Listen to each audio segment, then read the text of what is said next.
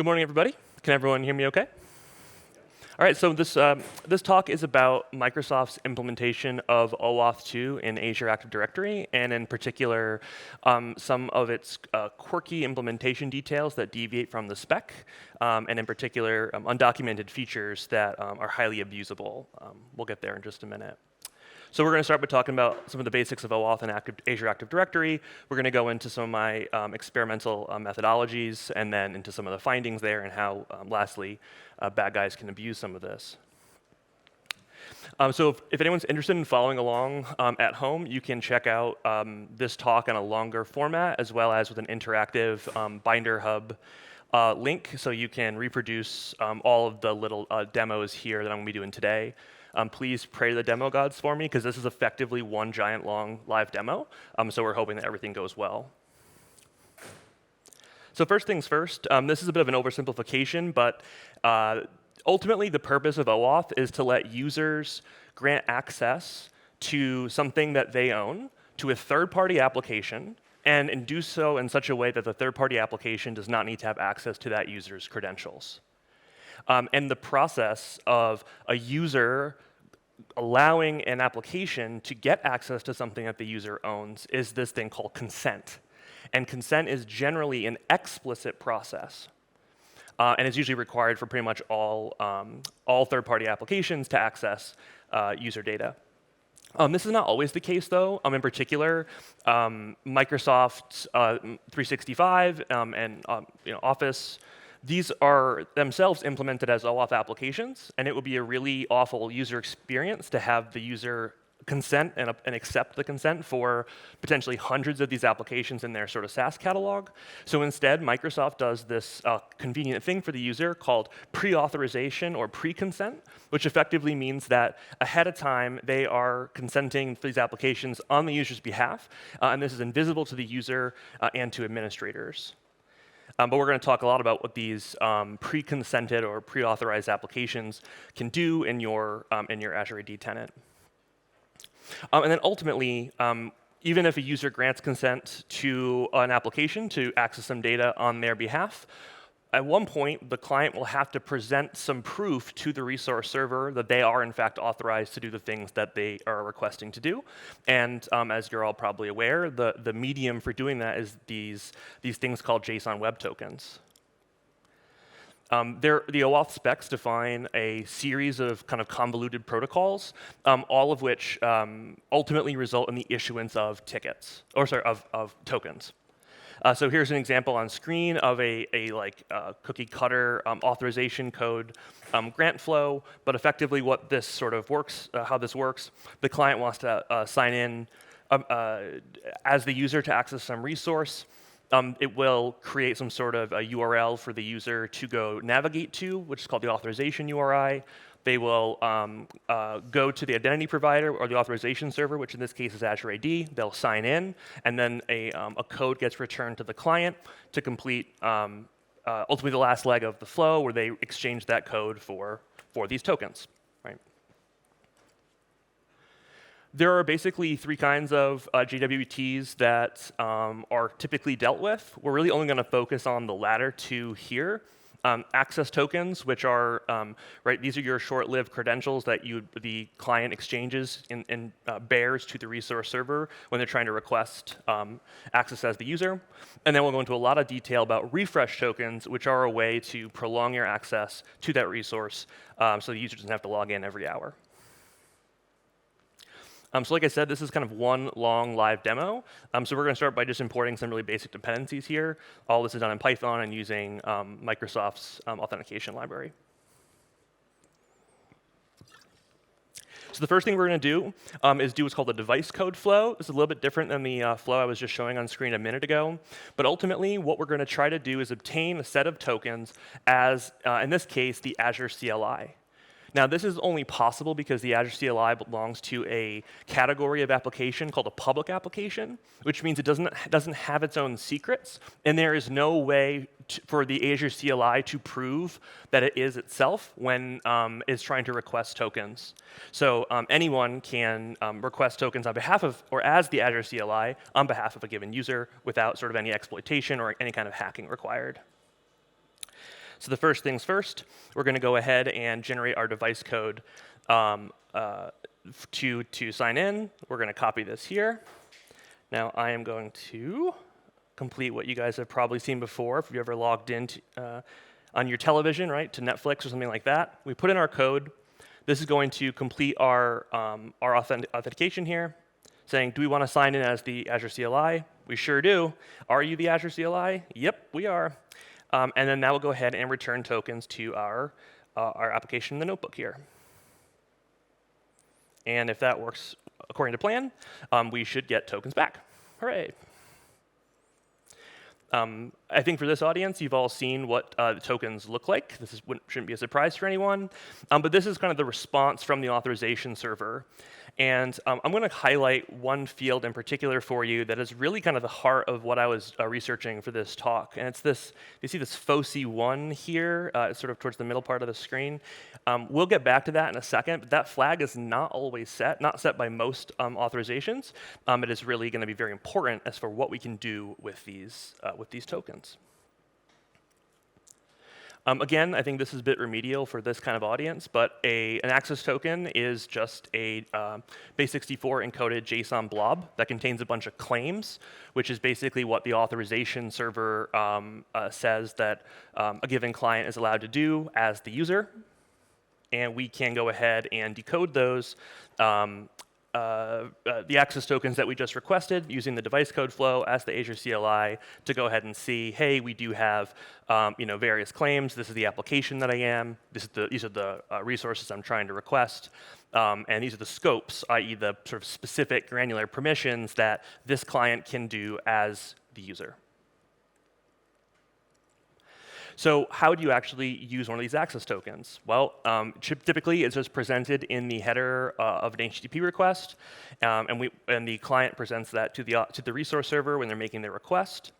In this particular case, I'm going to be calling a Graph API endpoint called /me/OAuth2 permission grants, and you will notice that when we call this, we are, in fact, authorized. This will succeed if, again, the demo gods are kind.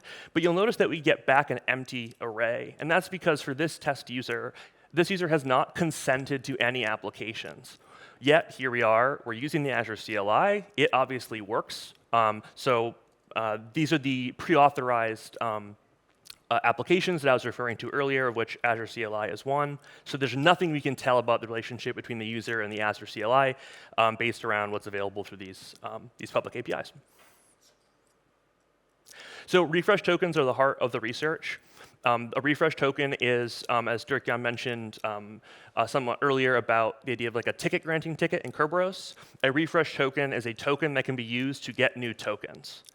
So it's a long-lived form of a credential, effectively, that typically will last for 90 days by default in Azure Active Directory. And as a result, these are a very popular target for threat actors to obtain, because then they can have persistent access to whatever that refresh token and the tokens that it can be used to access. And the refresh grant flow is also quite simple. Effectively, when the client realizes, hey, my access token's expired, I need to get a new one, instead of bothering the user for another interactive sign-in, it can just say, hey, I actually have a refresh token already. I'm going to go back to the authorization server with my token and to remind the authorization server which client I am. And if that succeeds, because the refresh token is valid, that should issue back to me a new set of tokens, including a new refresh token. As such, continuing to use and reuse refresh tokens allows more or less indefinite access unless there's a reason for that refresh token to otherwise be revoked. So since these are such popular targets, the OAuth specs, of which there are many, they define a couple of safeguards to basically limit the blast radius of a stolen refresh token in general. And the safeguards are basically, one, that the new access tokens that are returned when you redeem a regular refresh token, they should be limited to the same scopes as the original authorization, right? If the user authorizes certain levels of access and you want to refresh it, it should only be able to grant you the same level of access as the original authorization. Makes perfect sense. As a corollary to that, they say that the tokens issued by a refresh token grant should be issued to the same client application. Now, if you're following Safeguard 1, usually those things kind of come hand in hand, but the idea is that since consent is done on a per client basis, by ensuring that the tokens issued are for the same client, we are trying to limit, again, opportunities for privilege escalation, or where one application is allowed to do something the user didn't otherwise explicitly authorize. So what we can do here is a textbook refresh token grant. We're going to take the Azure CLI issued access and refresh token that we just did in the device code flow. We're then going to exchange that for a new set of access and refresh tokens with, as the Azure CLI on the same resources, which is the Microsoft graph. And again, if Wi-Fi didn't drop out, we get back a new set of tokens. They should look almost identical to the ones before, except obviously timestamps are updated, so it's subtly different. But more or less, we get back what we had originally. This is how it's supposed to work. Now, Microsoft openly admits they just do not follow safeguard number 1. And this is documented. It's a pain in the butt to have separate sets of access tokens for the same client application when you might maybe down the road need access to a different scope than what you originally requested, but you did otherwise have consent for. So they say, it's fine, we're not going to worry about it. Any refresh token can be used to get back new access tokens for the same client for any scopes that the client otherwise has consent for or is authorized for. Okay? Fine. At least this is in the documentation. And we can demonstrate this behavior by doing another refresh grant using, again, the same refresh token as or the one we just obtained, but we can do so for, instead of the Microsoft graph, we can get new access tokens back that are scoped to outlook.office.com. So the level of access that's granted by the new sets of tokens are different. We can't call the graph with these anymore, but now we can call Office APIs instead. Same client, different scopes, different resources, right? There were a series of projects that came out that sort of introduced me to this sort of research topic, which these projects demonstrated where certain Microsoft applications were doing a refresh token grant for new tokens, but were getting back tokens that were issued to a different client application than were originally issued. The tokens were originally issued to. So this effectively breaks both of the two safeguards that were defined in the OAuth spec. They could be for different scopes, and that these refresh tokens can be used to get back new tokens for different clients. And I thought, that's really strange, and this is also not documented anywhere. And we can demonstrate this. In this case, what we're going to try to do is, instead of being the Azure CLI, I want to be the Microsoft Office client. And instead of requesting using the token that we currently have for office.com, I want to go back to the Microsoft graph. So in a single refresh token grant request here, we can get back new tokens, not just for the Azure CLI, but now we can do so as the Office client, which is going to come with its own set of scopes that are different from the original token. You might see where this is going. So basically, I wanted to figure out, how did this work? Why does this work? And which clients does it work with? And then lastly, what kind of cool things can we do with this? Can we abuse this in some way as red teamers? So I took a giant list of as many well-known Microsoft OAuth client IDs as I could find, scraping GitHub and other sources. I then did the same for well-known Microsoft resources. So these are things like graph.microsoft.com, legacy graph.windows.net, et cetera, et cetera. And I ended up trying to obtain as many tokens as I possibly could for all of these client resource pairs, right? And then ultimately, for each client resource pair, try to redeem the refresh token issued to it to every other combination of client refresh pair. Effectively, it's a combinatorial brute force problem that I did over the weekend. So some like 12 or 14 million combinations later, no, Azure AD never rate limited me, and all my refresh tokens continued to work for all the issuances the entire time. I discovered a pretty glaring pattern in the data that I thought was really, really interesting. So out of the 600 odd Microsoft apps that I was testing with, the original finding, I found a cluster of 15 clients that exhibited this reciprocity, where tokens, refresh tokens issued to them could be used to obtain new tokens issued to a different client. And I originally set out to make a Bloodhound-like directed graph, but all 15 of these clients could do it, had the reciprocity with each other. So in other words, it would have been a circle, not a directed graph, so it wasn't really interesting. But it was pretty clear that there was a special relationship between these 15 Microsoft clients. The scopes that we got back, in my case, all my requests were requesting the .default scope, so it was whatever basically AAD thought the client should usually have is what we got back, and those were in fact different for every different client that we were dealing with, based around whatever's the default for those. I detested that this also works across tenants. So if you have the same user principal and 2 tenants, like for example added as a guest, a refresh token issued to client A and tenant A can be used to get back different sets of access tokens for tenant B using client B, even over a tenant boundary. That was pretty cool. And then lastly, the thing that really stood out is that in all of the all the responses from the authorization server for each of these requests, that authorization server returned an additional field that was found in no other response. And it was that field FOCI or FOCI with a value of 1. So I did like what any good researcher would do. I just started Googling a lot. And I found out by searching the Microsoft documentation, there is one reference to FOCI in total in the entirety of Microsoft's documentation that basically just said something involving FOCI is a feature that supports authentication on mobile operating systems. But it did reveal to me that this FOCI is an acronym for this thing called Family of Client IDs. And if we dig further into, for example, the commit and issue histories on GitHub for various Microsoft identity SDKs, we found really helpful descriptions from Microsoft engineers on like the feature FOCI and where and how those were embedded into the SDKs that explain the functionality. And in effect, it's describing exactly what I was looking for with my research. It's looking for certain groups of clients, a special category of client, who, when they are issued refresh tokens, instead they are issued a special family refresh token, which can then be used to exchange for new access and refresh token pairs for any other client in that special group. So these are called, again, family refresh tokens is that mechanism. These are the special responses that the family clients get when they request a refresh token. Only one family exists, so as effectively, if you get any family refresh token, it is good for any other, again, client in the family. And when we reported this to Microsoft, the product team's response was actually very thorough and really kind of thoughtful of them to give an explanation of what I was observing.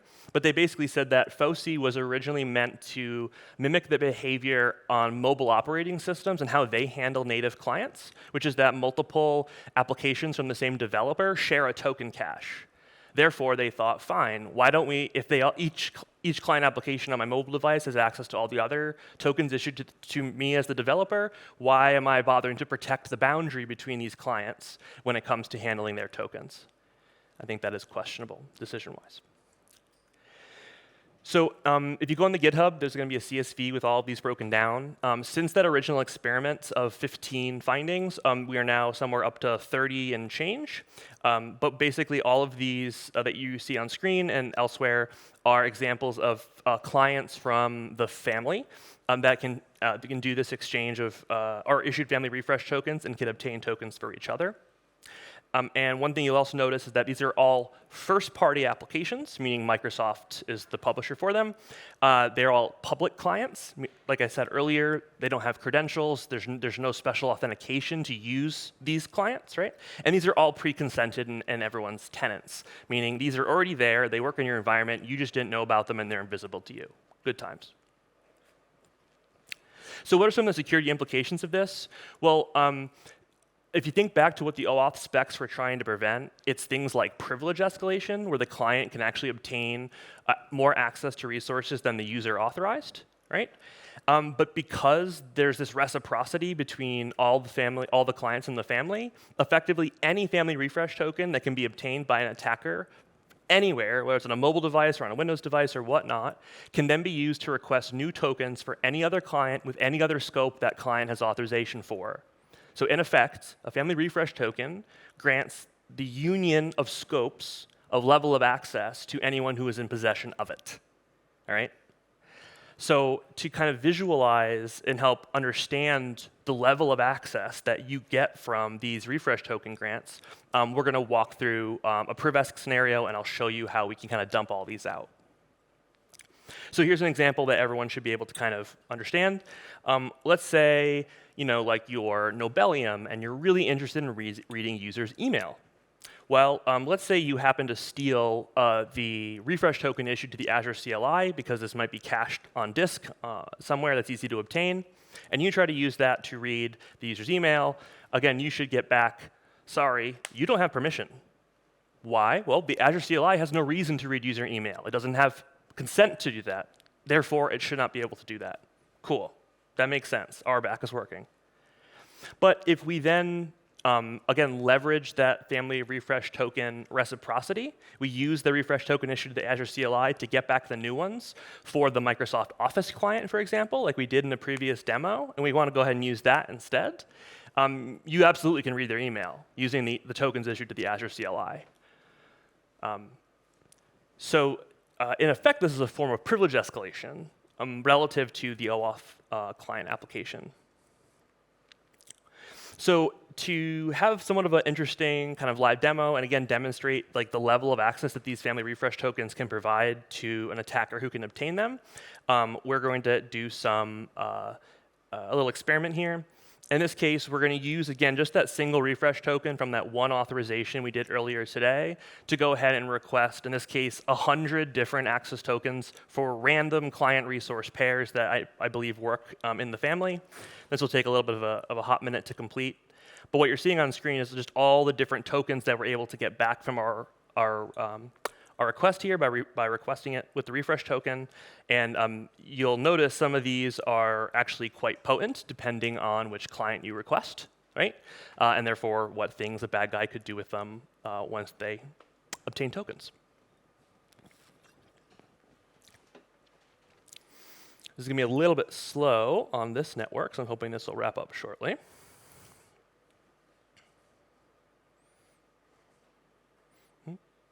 So yeah, just to kind of understand what you're seeing on screen, basically just from that one refresh token that we had originally, again, we're going to take a random client and then one of a random selection of the resources that I had on my list, and go ahead and get new tokens for those. So each of the sort of the new PrivEsk sort of benefits here, or the additional scopes that you now have access to, get printed to the screen, as well as the actual access token that you would need.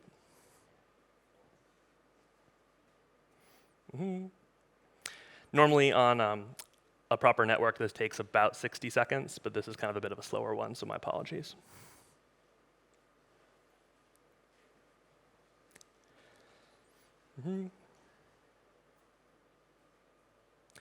So while that's still running, I think I can actually skip ahead a little bit here.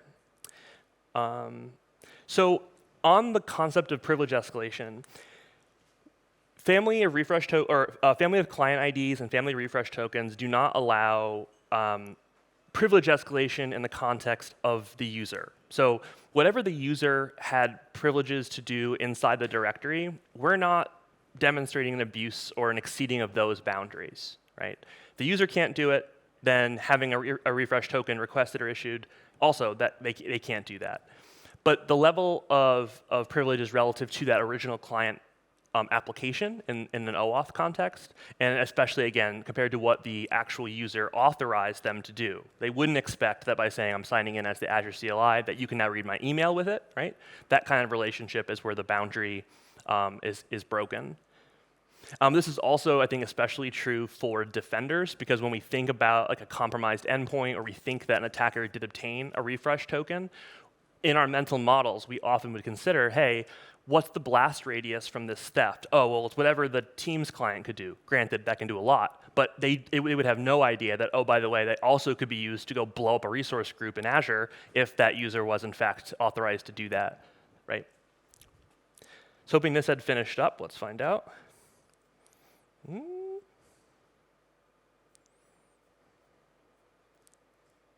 Almost there. 2 more to go.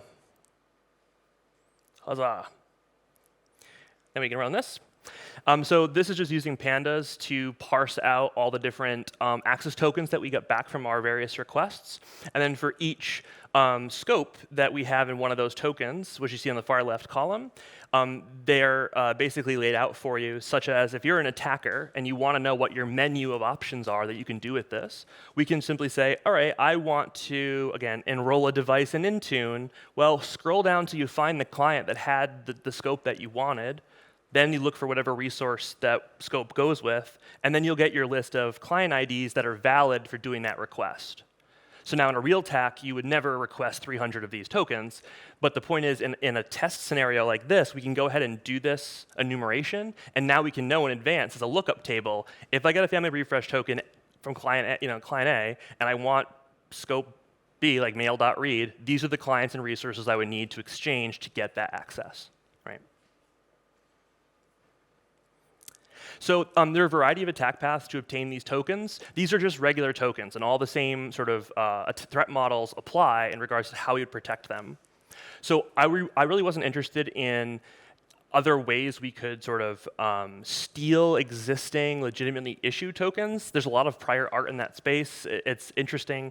But what immediately stood out to us is how could we automatically authorize a malicious client application or a legit application by the attacker in order to get these family refresh tokens and otherwise maintain the persistent access with the really elevated permissions that the family refresh token provides.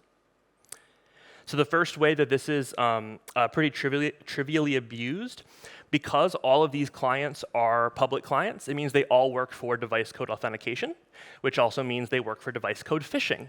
So this is a super convenient way to find a lure that is going to be very convincing to the victim, and then you would, on the back end, exchange whatever family refresh token you get back from that request for the one for the client that actually has the scopes that you want on it.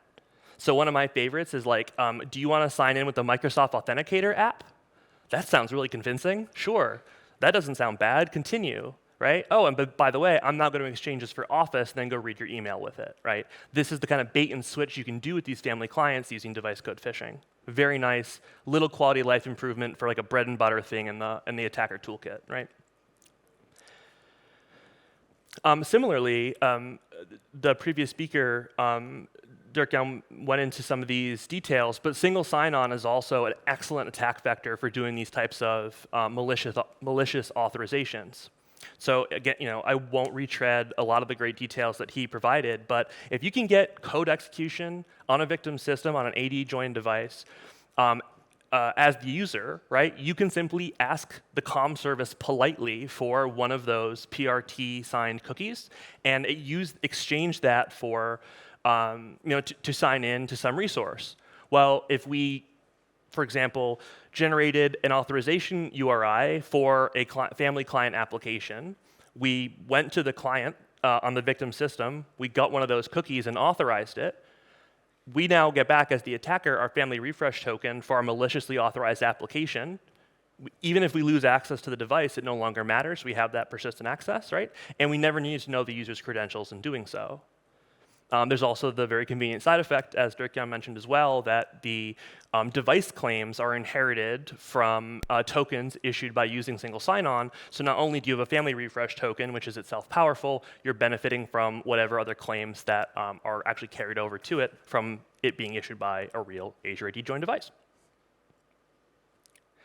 So here's a little example. We were doing this using Lee Christensen's method, which was, again, calling that comm service. But in theory, any of the other avenues for calling single sign-on to do a malicious authorization for the OAuth client would work. We just did a little POC using Cobalt Strike to prove that it was trivially doable on a red team engagement. So we just took Lee Christensen's little C# program.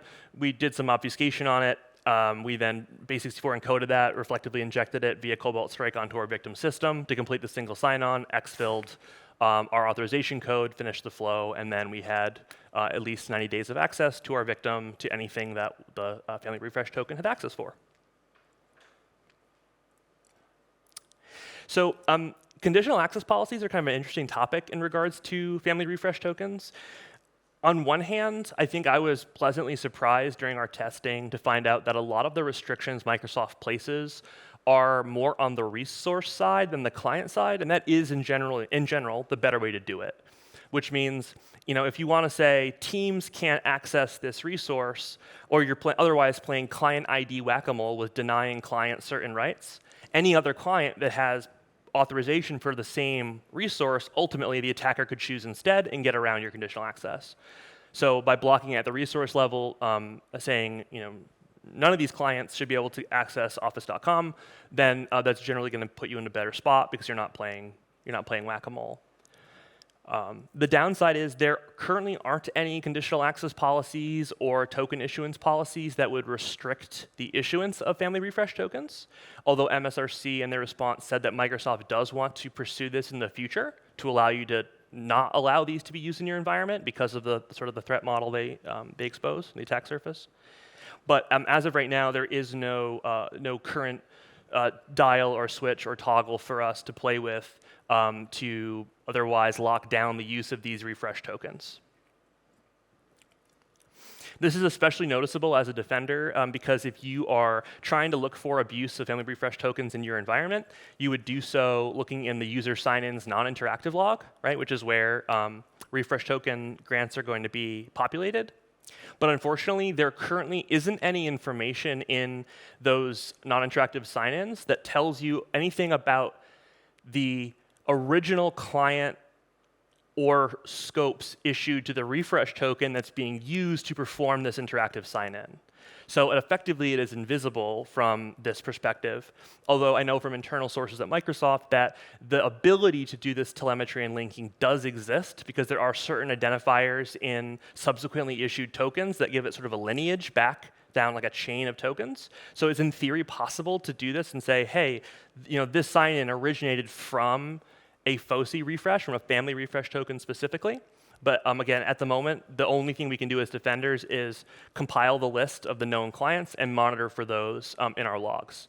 So what I showed you earlier would be very obvious because you'd have a whole burst of non-interactive sign-ins in a short period of time, all for different clients that there wasn't an earlier interactive sign-in for, right? You could basically diff and try to match those up, but otherwise, it's still kind of a pain in the butt. Microsoft also said in their response, and I was skeptical at first, that the list of family clients and their scopes, they said they change them often. And that does seem to be true, because even in the last couple of months, I did notice they were doing some cleanup work where certain resources, for example, that did previously some family clients had pre-consent for, no longer had that consent. So they're obviously shuffling things around in the back end, but because this is not documented anywhere, we really can't know at any given point in time what level of consent basically the family has, which is problematic. And the other takeaway for defenders is that, I think it's ingrained into our head that we should always reset user passwords when a user account gets compromised. But we are not as, I think, ingrained to revoke refresh tokens when those accounts get popped. So really, all the time, always, we should be manually or automatically revoking these refresh tokens to ensure that the attacker doesn't have continued persistent access to the compromised account. And at least as of right now, continuous access evaluation or other mechanisms that are meant to automatically revoke things like refresh tokens when a user changes their password or some other critical event for the identity, those are not universally supported. They really can't be relied on. So just this is part of what we do now for every compromised account. You got to revoke those tokens because the level of access they could get by having them is very significant, and it's over a quite long period of time. So yeah, to kind of wrap things up, refresh tokens are effectively long-lived credentials that will grant whomever is in possession of them with long-term access to the user's resources. That the resources that, in particular, a family refresh token have access to is not something the user consents to explicitly, and there is such a wide body of different scopes that are pre-consented in the family that the blast radius from the theft of these is quite quite considerable. So the takeaway for us, again, is we need to be on top of revoking refresh tokens whenever there are compromised accounts. We should keep an eye on these family clients and how they're used in our environment so we can come up with ways to monitor or to block those.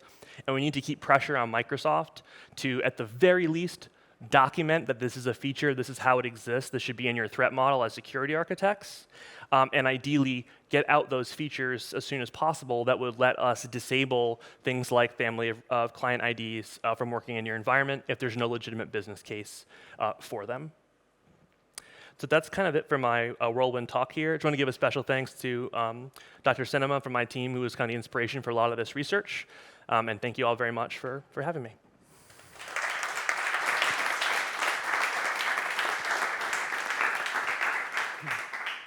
Thank you, Ryan. We have time for one, maybe two questions. Are there any? Yes. Yeah, just state the question, I think it's, and I will repeat the question. Is it okay for you? Yeah. Okay. Good. Hi, Ryan. So you said that there's only one family. So if I am like an app provider, can I get my own family? So the question was, there's only one family in use. If you're like an application developer, could you register your own family? The answer is no. This appears to be a Microsoft-specific feature that lets them do things that other publishers could not do if they were also using Azure AD as their identity platform. Any other questions?